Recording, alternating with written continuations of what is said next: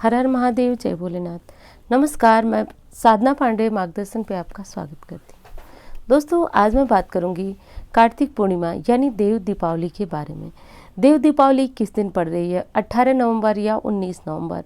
और एक चीज़ और बताऊंगी आपको कि यदि आप किसी कारण से दिवाली पूजा नहीं कर पाए, या फिर बहुत सारी महिलाएं प्रश्न की थी कि वो मासिक धर्म के अंतर्गत थी, दिवाली पूजा नहीं कर पाई, या फिर किसी कारण से आपको लग रहा है कि आपने पूजा किया, आपको संतुष्टि नहीं है, या फिर बहुत ज़्यादा आप धन के लिए परेशान हैं, तो देखिए एक चीज़ स्पष्ट शब्दों में बता दूं कि ये जो दीपावली है उससे भी बड़ा अवसर देव दीपावली है।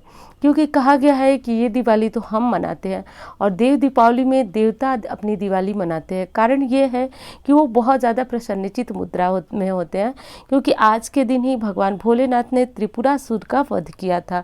उसका वध होने के पश्चात सारे देवता काफ़ी प्रसन्नचित्त थे। दीपोत्सव इत्यादि जला करके वो अपनी खुशी जो है प्रदर्शित किए, खुशी मनाए। तो आज देवता की दिवाली है और इसको देव दिवाली नाम से जाना जाता है। और सबसे बड़ी बात कि आज के दिन यदि किसी नदी, तालाब या सरोवर में आप जा कर के दीप प्रज्वलित करते हैं तो बहुत अधिक पुण्य की प्राप्ति होती है। अब आपके मन में आता होगा पुण्य से क्या होता है?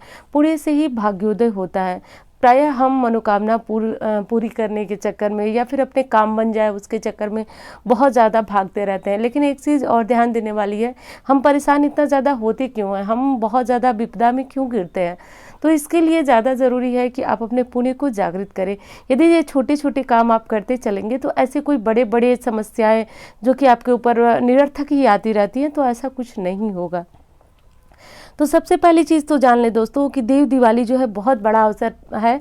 और यदि आप जो है कोई काम अपना दिवाली के अवसर पे छूट गए, जैसे कि बहुत सारे लोग बोल रहे थे कि नया पर्स मैं बदलने को बोली थी तो लोग बदल नहीं पाए, तो ये अवसर भी है, आप नया पर्स बदल सकते हैं। नई मूर्ति यदि नहीं किसी कारण से लाए तो ले आ सकते हैं। नई मिट्टी की मूर्ति, पीतल की मूर्ति, तांबा, जो भी आपको लगे कि आप जो मूर्ति घर में ला के रखना चाहते हैं वो आप ला सकते हैं, रख सकते हैं। आज के दिन आप जो है दीप वगैरह तो प्रज्वलित हम सभी करते हैं, खास कर जो है देव वृक्ष के पास करते हैं, बाहर जलाशय पे जाके करते हैं, कोई तालाब है तो जहाँ हो, यदि कोई देवस्थान हो तो वहाँ तो ज़रूर ही करना चाहिए। आज के दिन पीपल पे करना चाहिए। तो बहुत सारी जो पुण्यदायी जगह हैं मैंने बताया आपको। अब मैं बताऊँ आपको कि ये सारी जो स्नान दान है वो भी करना है आपको। अब आपके मन में आ रहा होगा कि ये सारी चीज़ करना किस दिन है, तो देखिए 18 तारीख को देव दिवाली का पर्व मनाया जाएगा, लेकिन स्नान दान की जो पूर्णिमा होगी वो 19 नवंबर को मनाई जाएगी। अब क्योंकि 18 तारीख की जो पूर्णिमा है वो उदया तिथि को प्राप्त नहीं हो रही है, वो दोपहर से ही हमें पूर्णिमा तिथि प्राप्त हो रही है। क्योंकि आप सभी जानते हैं कि शाम को ही देव दिवाली का पर्व मनाया जाता है, क्योंकि देव दिवाली यानी कि कार्तिक पूर्णिमा की शाम को ही भगवान विष्णु मत्स्य अवतार में लिए थे। तो इस कारण जो है दिवाली का पर्व आपको शाम में ही, देव दिवाली का पर्व शाम में ही मनाना है। तो इसलिए 18 तारीख को देव दिवाली का पर्व मनाएंगे। और जितनी सारी चीज़ें का मतलब बता रही हूँ कि दीप वगैरह प्रज्वलित करने की बात जो मैं कर रही हूँ और जो लक्ष्मी पूजा की विधि बताने जा रही हूँ, वो सारी चीज़ें आपको 18 तारीख की रात्रि को ही करना है। इस चीज़ को आप नोट कर लें। अब आप वीडियो समाप्त होने के बाद आप पूरी वीडियो शायद नहीं सुनते हैं, क्या होता है, और आप प्रश्न करते हैं। तो एक बार बता दूं आपको कि आप जो ये प्रयोग करने के लिए मैं बताने जा रही हूँ वो आपको 18 की रात्रि को ही करना हो। 19 तारीख को आप क्या कर सकते हैं, तो स्नान दान की पूर्णिमा तिथि जो होती है वो 19 नवंबर को होगी। लगभग 2:00 के बाद जो है वह पूर्णिमा तिथि 19 तारीख को समाप्त हो जा रही है। तो सूर्योदय व्यापिनी जो पूर्णिमा कहेंगे वो 19 नवंबर को है। तो अब आप समझ गए होंगे कि किस दिन आपको व्रत रखना है, किस दिन आपको प्रयोग करना है और आपकी देव दिवाली किस दिन है। 18 तारीख को देव दिवाली होगी, 19 तारीख को स्नान दान की पूर्णिमा होगी। जो प्रयोग मैं बताने जा रही हूँ वो आपको 18 तारीख को करना है। ये बातें मैं बिल्कुल स्पष्ट बता रही हूँ।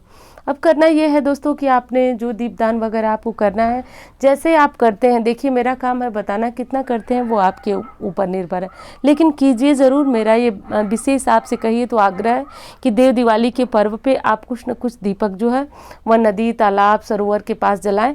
वैसे इस पर एक विशेष वीडियो यदि समय मिला तो ज़रूर आएगी। तो मैं बात करने जा रही थी कि यदि कोई चीज़ आपकी छूट चुकी है, आप नहीं कर पाए हैं दिवाली पे, और यदि आप कर भी चुके हैं और आपके मन में है कि आप और माँ लक्ष्मी को पाना चाहते हैं, उनकी पूजा करना चाहते हैं, तो आप विधि विधान से शाम को किसी मंदिर तालाब से लौट करके दीपक वगैरह प्रज्वलित करके आके घर में आराम से एक चौक बना लें। चौक कैसे बनाया जाता है? आटे का बनाया जाता है। यदि आपको नहीं आता है तो आप रंगोली बना लें। वहाँ पे माँ लक्ष्मी की यदि आप कोई फोटो मूर्ति दिवाली पे ला के पूजा किए हैं तो वो रख लें, कलश रख लें, गौरी गणेश बना लें और विशेष कर उनकी पूजा करें। पूजा करने में आप चाहें तो कोई यंत्र बना सकते हैं, और नहीं तो आप एक काम कीजिए कि आप आज के दिन 11 बार श्री सूक्त का पाठ कीजिए। देखिए, श्री सूक्त बहुत जो कहें कि ताकतवर ये चीज़ें हैं जो कि धन को खींचती हैं अपनी तरफ, और धन को खींचती हैं। और यदि जो मैंने दिवाली पे मंत्र बताया था वो आप यदि जपना चाहें तो जप लें, और नहीं तो मंत्र यदि आपको कोई पहले से जप रहे हैं तो वो जपिए, लेकिन कोई ना कोई चीज़ जो है वो आज आपको जपना है, कुछ आपको प्रयोग करना है। क्योंकि देखिए, ये अवसर प्रायः लोग छोड़ देते हैं। 15 दिन पहले हम दिवाली मनाते हैं अमावस्या तिथि पे, और पूर्णिमा तिथि पे देव दिवाली होती है, तो हम इसको बहुत छोटा हल्के में ले लेते हैं। हम सोचते हैं कि बस आज के दिन इधर उधर घूम के और हम दीपक प्रज्वलित कर दिए, हो गया काम। ऐसा बिल्कुल नहीं करना है। आज के दिन मेन आराधना माँ लक्ष्मी की होती है, और साधक लोग जो है वह पूर्णिमा तिथि पे नारायण के साथ विशेषकर लक्ष्मी को पूजते हैं। स्थायी लक्ष्मी का वास आज के दिन होता है, तो ये काम करें। यदि पर्स बदलने वाला उपाय आप नहीं कर पाए हैं, पर्स नहीं ले पाए हैं दूसरा, तो अभी आपके पास बहुत समय है, पर्स ले आएँ और चाहे तो श्री सूक्त का पाठ करें, या फिर कोई भी आप एक मंत्र ले लें माँ लक्ष्मी का। ओम महालक्ष्मी च विद्महे विष्णु पत्नी च धीमहि तन्नो लक्ष्मी प्रचोदयात्, ये मंत्र ले लें। या फिर यदि आपको कोई मंत्र समझ में नहीं आ रहा है तो मैं 2 या 3 मंत्र डिस्क्रिप्शन में डालूंगी, जैसा आपको लगे। लेकिन देखिए, एक चीज़ मैं बता दूं कि यदि मैं बहुत ज़्यादा आपको किसी एक मंत्र पे फोकस करके बताऊं कि आप उसे जपिए, तो आप उससे एकदम मतलब हर आदमी की अलग अलग मानसिकता होती है, सोच होती है। कोई बहुत छोटा सा मंत्र लेना चाहता है, कोई बिल्कुल कठिन मंत्र लेना चाहता है। तो जैसे कि साबर मंत्र बेहद कठिन होते हैं, कभी बात उस पर भी मैं करूँगी कि साबर मंत्र क्यों कठिन होते हैं, कैसे होते हैं। तो जो आपको उचित लगे वो मंत्र जपिए, और जपने के बाद जो है आपको पूरी पूजा विधि दिवाली की तरह करनी है। दिवाली की तरह आप दीपक जला सकते हैं, 51 दीपक जला सकते हैं, 21 दीपक जला सकते हैं, 101 दीपक जला सकते हैं। पूरे घर को सजाइए, उसी तरह से अपना जो भी विधि विधान है वो कीजिए।